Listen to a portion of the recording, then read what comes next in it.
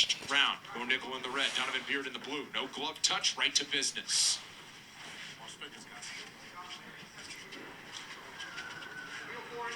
We were talking in the production meeting about whether Bo would look to keep this on the feet for any period of time, just to sort of show, I do have some striking. I've got something to offer on the feet. I'm fascinated to see how and when he's going to shoot. Previous appearance. Nice level change to a right hand. He stepped through that. The top mount. His top. Oh, he set him up. He's super comfortable off of his back too. That makes him dangerous. Good college style riding with submissions like he has. He was able to do to an opponent who was 7-1, a guy that went in there extremely confident. Man, guys, for those who don't think Bo Nickal is a real deal, guys, I'm going to tell you guys right now, as an Olympic champ, as a 2-division champion, like, I don't even want to say prospect no more. I think it's just pending whenever this guy actually becomes champion at 185 pounds. I think if you're able to put him against Israel Adesanya now, just according to styles, Bo Nickal beats him.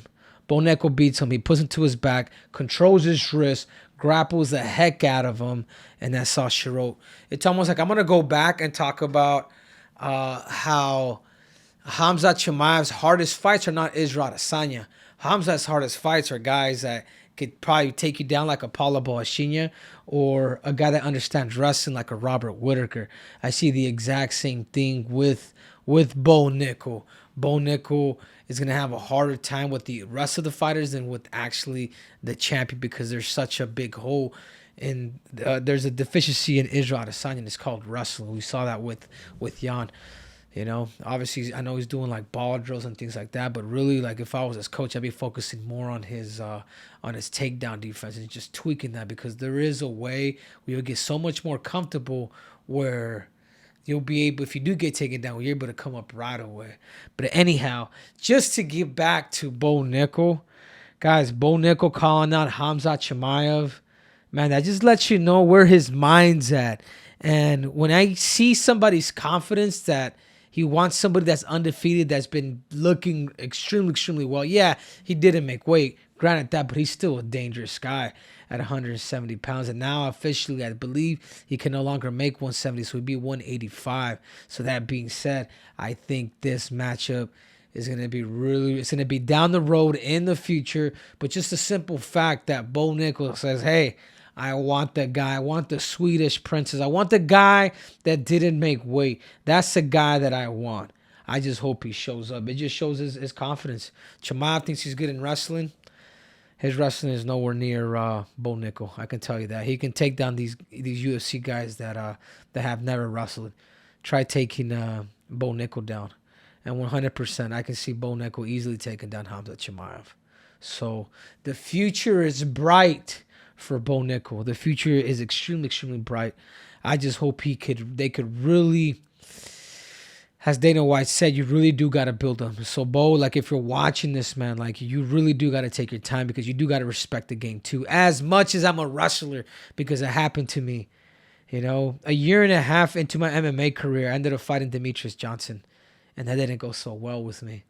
I was like, dude, I'm going to grab this dude. I'm going to drag him through the mud. I'm going to drag Demetrius Johnson through the mud. And 2 minutes and 36 seconds later, man, I was getting stopped. I'll never forget it, seeing Big John McCarthy wave the fight off as I'm getting hit to the body. And I just get up and I'm just like, man, I didn't respect the game as I should have, even as a wrestler, even as an Olympic champion. So I can tell you that right now, like, you're good, Bo. You're good, and keep it good. But careful taking, you know what I mean? Like, really take your time in this game. Like, people eventually are going to start calling you out, especially if you have like a closer fight. But right now, take whatever it is that Dana White and all these people are going to give you. Give yourself at least 8 fights. Give yourself at least, I would love for the 4 fights for you to be against guys that are, not as experienced. I wouldn't crack into the top 15 until your first 4 fights. I would love for you to get your first 4 fights and then crack into the top 15 and then just start chipping away. And within your 8th fight, man, you'll be fighting for a title real soon because you're going to be active. Just take your time, man. Learn your fakes, learn your feints, master the distance. Not just that, but have the ability to take pain. Let people kick you. Obviously, it could be in sparring, but not even in sparring, but just have somebody just sharpen your body because being kicked, man, by a real kicker one time in a fight could change the game for you, something that you may not be used to. And the only reason why I tell you that because I've been there before. They expedited me to the title shot, and it wasn't the best idea. The same reason why I got knocked out, and I would hate that to happen to you.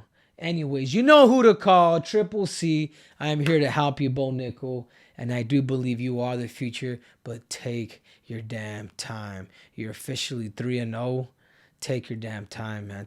Get up to at least 10 to 11-0 before you even think about fighting for the title. Because in every fight, you're going to learn something. In every training, you're going to learn something. And you're going to become more comfortable in that octagon. And when you become more comfortable in that octagon like myself, the sky's the limit. I can see you becoming a 2-division champ in the UFC. No, yeah, and one thing I wanted to ask you about, you tweeted that Bo Nickal might be the greatest prospect in MMA history.